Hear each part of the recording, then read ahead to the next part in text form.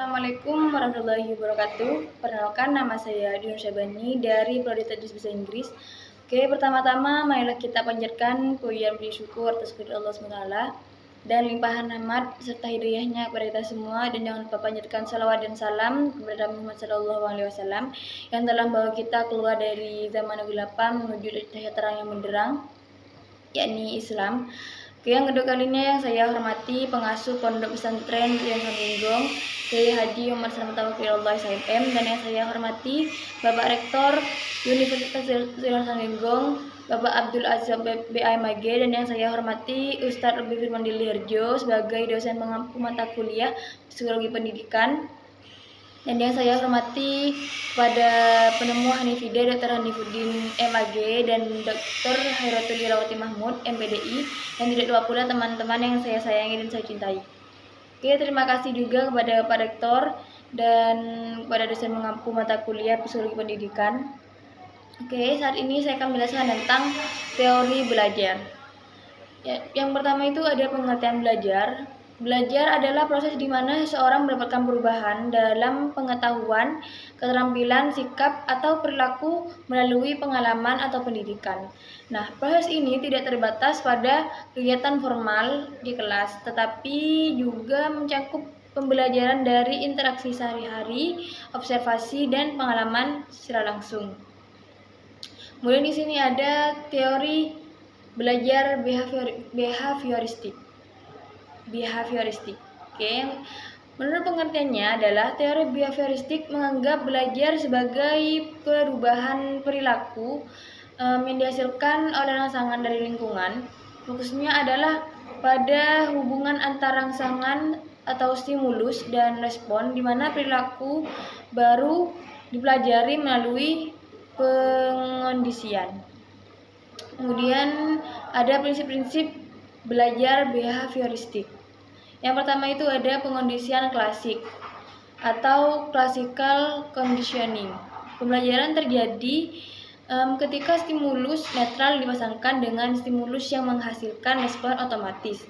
Kemudian yang kedua ada pengondisian operan atau operan conditioning, yakni perilaku dipengaruhi oleh konsekuensi yang mengikuti.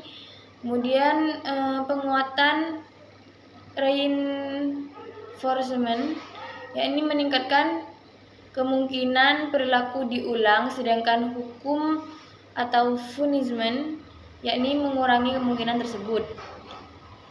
Kemudian ada penerapan teori behavioristik, yakni dalam pendidikan teori ini diterapkan melalui penggunaan rewards atau penguatan positif dan punishment untuk membentuk perilaku siswa.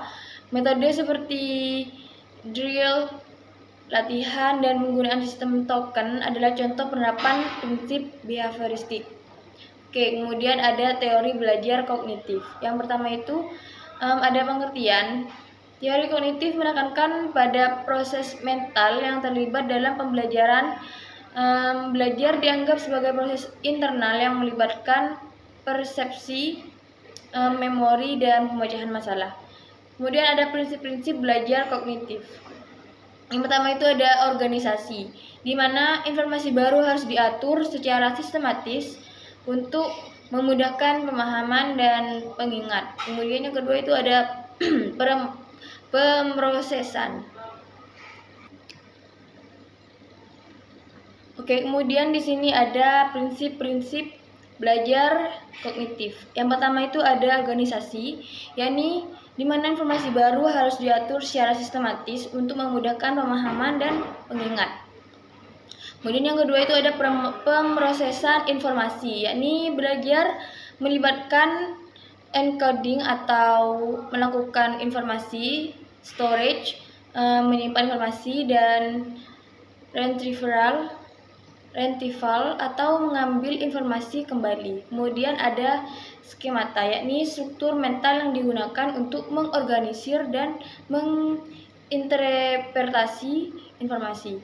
Kemudian ada penerapan teori kognitif. Dalam praktik pendidikan, Teori ini diterapkan melalui strategi seperti penggunaan peta konsep, pemecahan masalah, dan pembelajaran berbasis proyek. Guru berperan sebagai fasilitator yang membantu siswa mengaitkan informasi baru dengan pengetahuan yang sudah ada. Kemudian yang terakhir ada teori belajar humanistik, yakni menurut pengertiannya, teori humanistik berfokus pada pengembangan potensi manusia dan memandang belajar sebagai proses untuk mencapai aktualisasi diri. Nah, pendekatan ini menekankan pada pemahaman diri dan pengalaman pribadi. Kemudian ada prinsip-prinsip belajar humanistik, yakni yang pertama itu ada dorongan alami untuk belajar. Manusia secara alami ingin belajar dan memahami dunia. Kemudian yang kedua itu ada pembelajaran bermakna, yakni terjadi ketika siswa melihat relevansi materi dengan tujuan pribadi mereka. Kemudian ada aktivasi pengalaman pribadi, yakni pembelajaran yang melibatkan pengalaman langsung dan refleksi pribadi lebih bermakna. Dan kemudian ada penerapan teori humanistik. Meskipun sudah diterapkan secara praktis, teori humanistik menekankan pentingnya memandang siswa sebagai individu yang perlu diberdayakan. Nah, guru perlu memahami pengalaman emosional siswa dan mendorong keterlibatan aktif mereka dalam proses pembelajaran. Nah, kesimpulan dari semua teori dari atas adalah setiap teori belajar memiliki pendekatan yang berbeda dalam memahami dan memfasilitasi proses pembelajaran. Teori behavioristik fokus pada perubahan perilaku melalui pengkondisian.